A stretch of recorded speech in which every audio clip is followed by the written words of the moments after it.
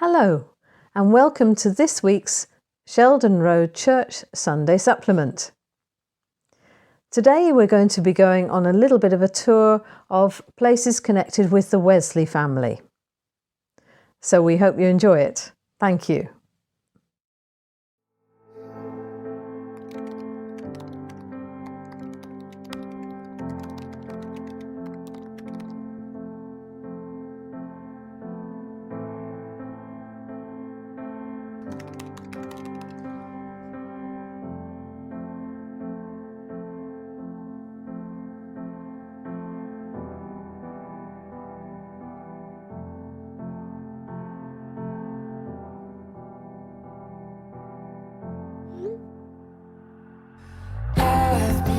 Asking the questions, waiting on answers that haven't been written. An endless sea of faces, yours is the only one I've been chasing.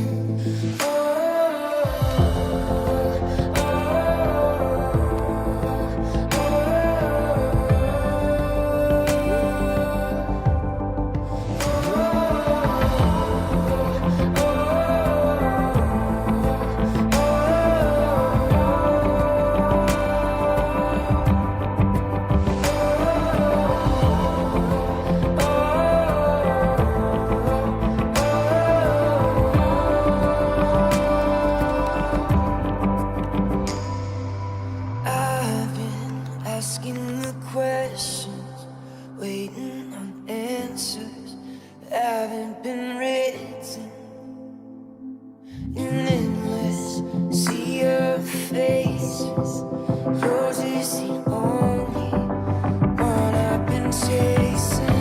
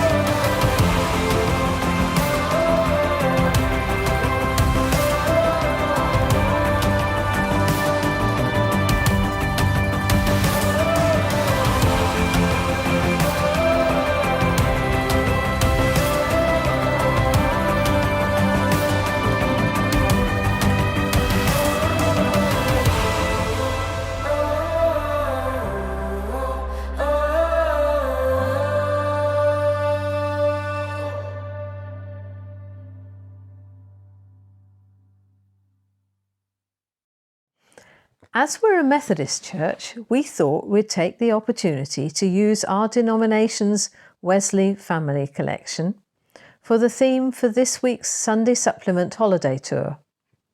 Sadly, we won't be going abroad though. It's hard to know where to start, really.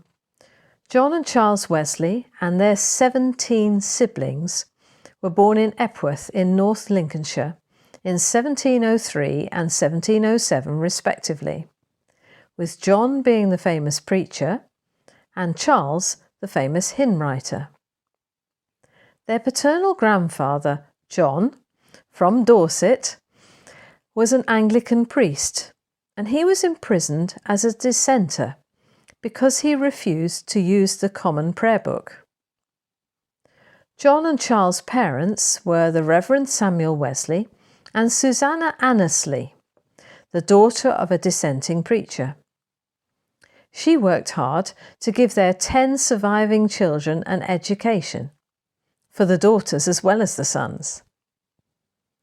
Charles's son, Samuel, was also musical and was quite a famous and prestigious composer of all kinds of church music. We're showing Bristol at this point, as that's where Charles settled and his son Samuel was born.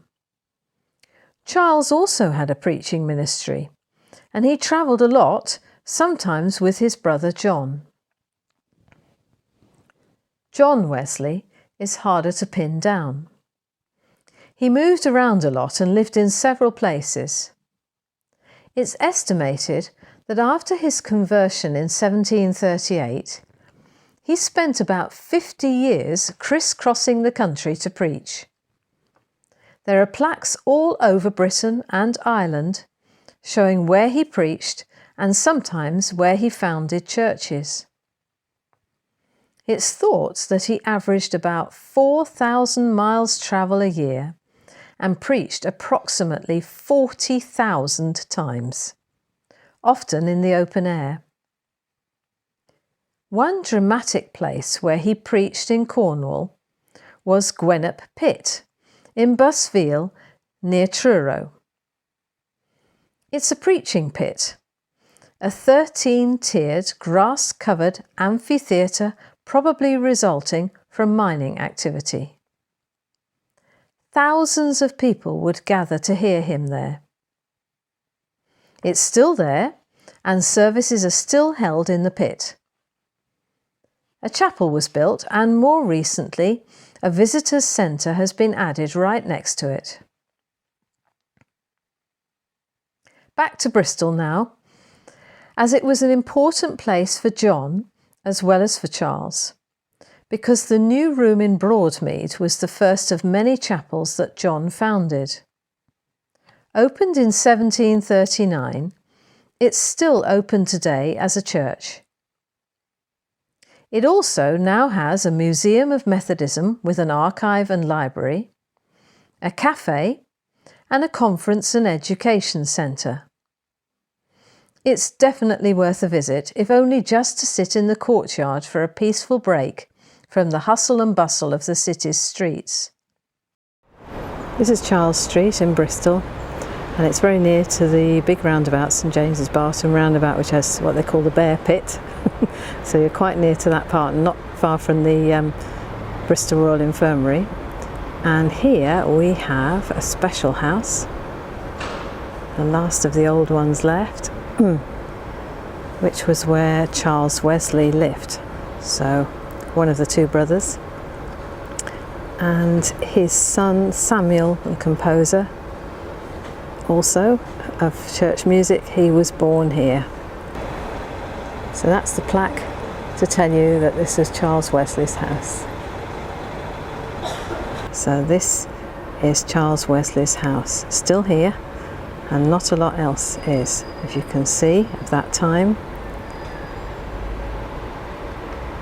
So this is the rest of Charles Street. A lot of student accommodation and other flats. So this is one of the entrances to the new room, and here's the statue of John Wesley here in the middle. And you just come off one of the shopping streets in Bristol, which is behind me. This is the entrance to John Wesley's new room. This is the courtyard that we're about to go into. And we're right on the pedestrian street here in the centre of Bristol. Right opposite the Galleries shopping centre, if you know.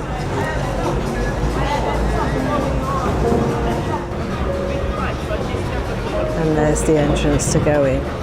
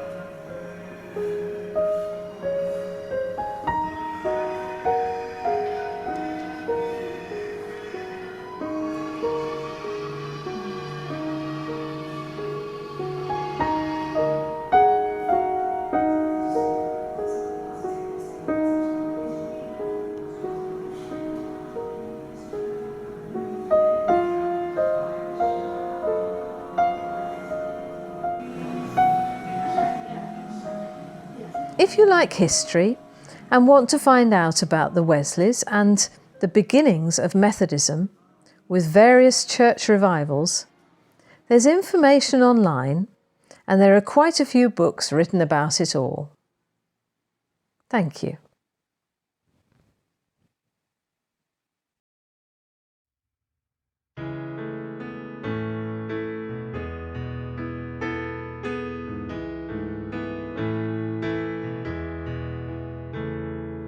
Love divine, oh love's excelling joy of heaven to earth come down, fix in us thy humble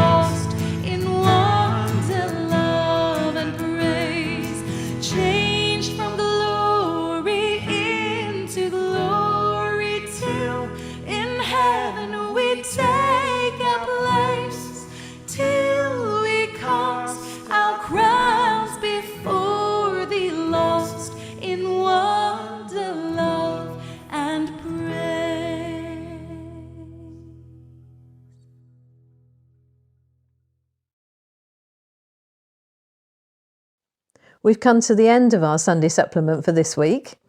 We're really pleased you were able to join us. Thank you for that, and we hope you enjoyed it. Please watch again next week when we'll be going round looking at some pilgrim ways and some holy wells. Thank you. Bye-bye. If you've enjoyed watching our Sunday supplement today, please do think about becoming a subscriber. And if you do that, then also click the bell, because that means that you'll get notifications each time we put up a new video. If you really enjoyed it, please press the thumbs up.